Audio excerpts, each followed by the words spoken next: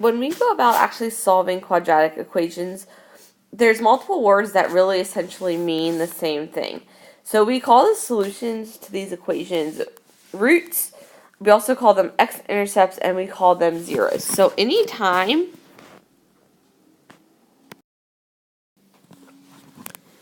that you guys see the word roots, x-intercepts, or zeros, it means find the solution or find your x values. That's all that it means. It's just depending on how the equation's set up, one word might be better suited to use than the other. So the zero product property tells you guys how we can solve for the zeros or the roots or the x-intercepts.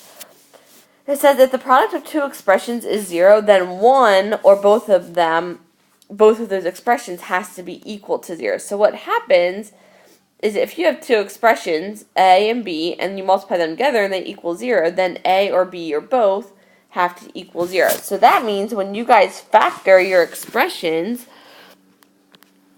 like it's done here for you, x plus 5 and x plus 2, if that side of your equation equals 0, then you can set both of the factors equal to 0. X plus 5 equal to 0 separately, and x plus 2 equal to 0 separately. When you guys actually go to solve them, you would get x equal to negative 5 and x equal to negative 2.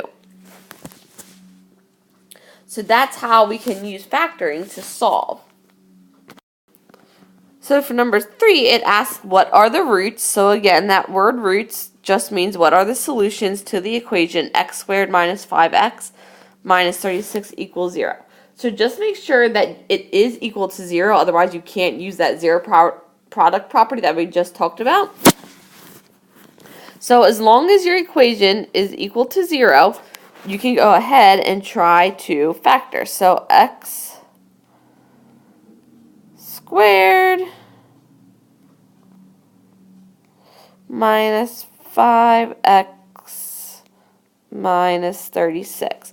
So what multiplies to get us negative 36, but adds to get us negative 5, negative 9, and positive 4. So x minus 9 and x plus 4 still equal to 0. So you can set each of those individual factors inside those parentheses equal to 0, and you have x equals 9 and x equals negative 4. So letter C. So go ahead and try the next one here.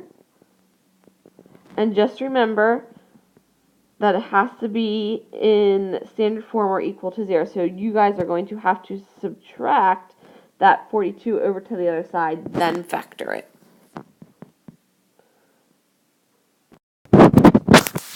Alright, I'm going to do the word problem with you guys. And don't make it more complicated than it has to be. It's talking about a nature preserve, and it says the town has a nature preserve with a rectangular field that measures 600 meters by 400 meters. So that's your 600 here, and your 400 right there. So the town wants to double the area of the field by adding land as shown. So those are your x values that it's adding to the length and width. And it wants us to find the new dimensions of the field. Well, you guys know that area is length times width. So the current area is just 400 times 600. That's the current area.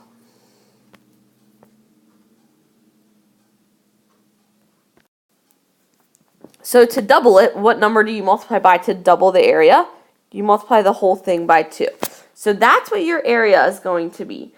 And we know that this new length is going to be, the new length is going to be 600 plus that x, whatever that is, and the width is going to be 400 plus whatever they're adding. So this is your new length, and this is going to be your new width. You guys know that length times width gives you area. So you guys know what to do with this. It's just that they're really big numbers.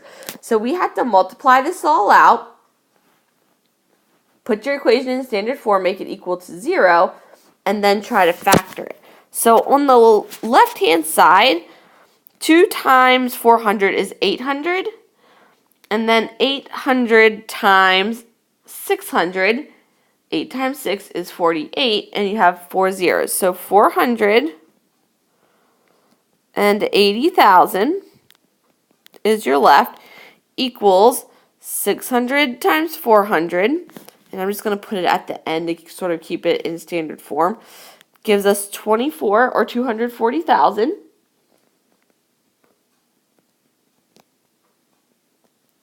X times x gives us x squared, and 600x plus 400x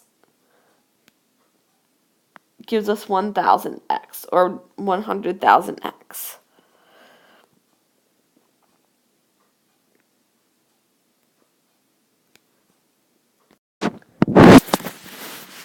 So we still have a lot of big numbers, but what's going to happen is I'm going to subtract the 480,000 over to make this equal to 0. So that's from your 240.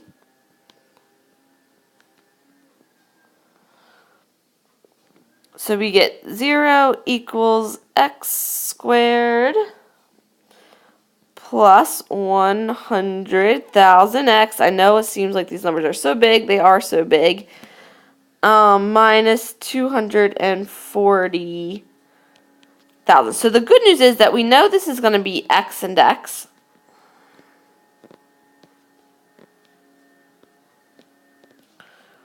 We just have to figure out what multiplies to get us 240,000 and what adds to get us 100,000. So what we can sort of do is sort of cut off the zeros and just look at the 24 and the 10. So what multiplies to get us 24, negative 24, but adds to get us 10, and it would be 12 and negative 2. So if you do plus 12 minus 10 and split up those, or not 2, 12 and 2, not 12 and 10, and then split up those zeros, 1,200, 2 for each, and then 200. So if you guys solved for this,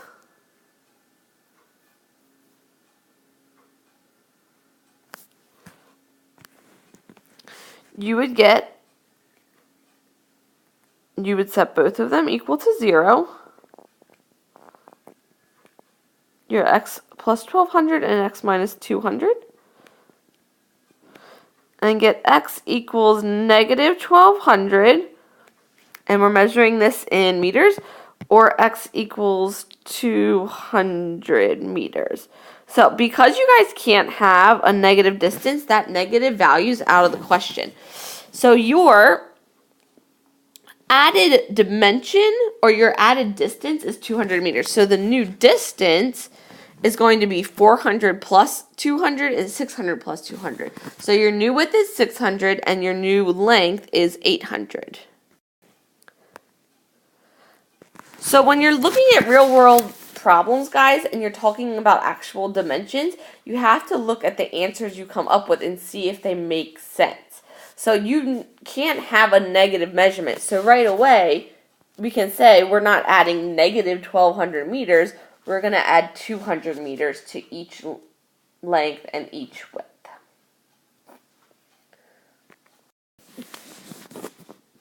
So for number 6, it says find the zeros. Again, zeros means solution. So what we're going to do here, guys, and it says by rewriting it in intercept form, that means intercept form means factored. So you're going to factor, like we've been doing, by making both of these equations equal to 0 and solving for them. So you'll end up with 0 equals